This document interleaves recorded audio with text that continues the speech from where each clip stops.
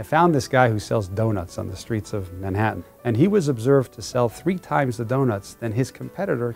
The only difference is that one donut vendor had a tray on top of his stand, and he said to his customer, "I trust you to make your own change." And they reciprocated that trust with a loyalty, and they came back the next day.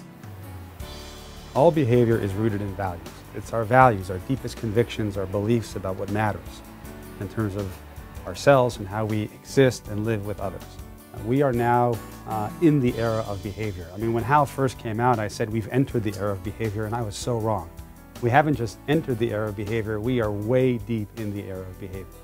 Now, behavior has always mattered, but now it matters more than it ever has, and in ways we've never imagined. This is not just an economic crisis. It's environmental, it's societal. This crisis manifests itself in all the ways in which human beings live on the planet and relate to others. At its core, the crisis we have is because we have gotten our hows wrong, and in some cases disconnected very much from the idea of how, because we've been in the grip of a different how idea, how much. Everything is personal. Just business is a non sequitur.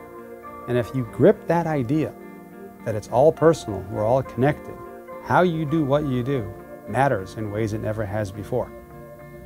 If you want to go on a journey of how, or a journey of getting your hows right, the first thing you do is you ask the question of how in every encounter and every interaction. Instead of asking how much, you ask, how am I going to relate to my colleagues and my customers? How am I going to be resourceful, not how much resource? You truly look at everything through the lens of how. It's a philosophy. It's a lens through which you look at behavior, at your relationships with others. And when you do that, you shift from being on a quest for success to a journey of significance. You know, there's an adage in business that you only manage that which you can measure. Imagine if you can measure how. And you can. We've developed something that we call how metrics. Trust, risk, innovation, the progress. You can measure these things. The more interdependent the world gets, and it is interdependent, the more all progress in this world depends on how.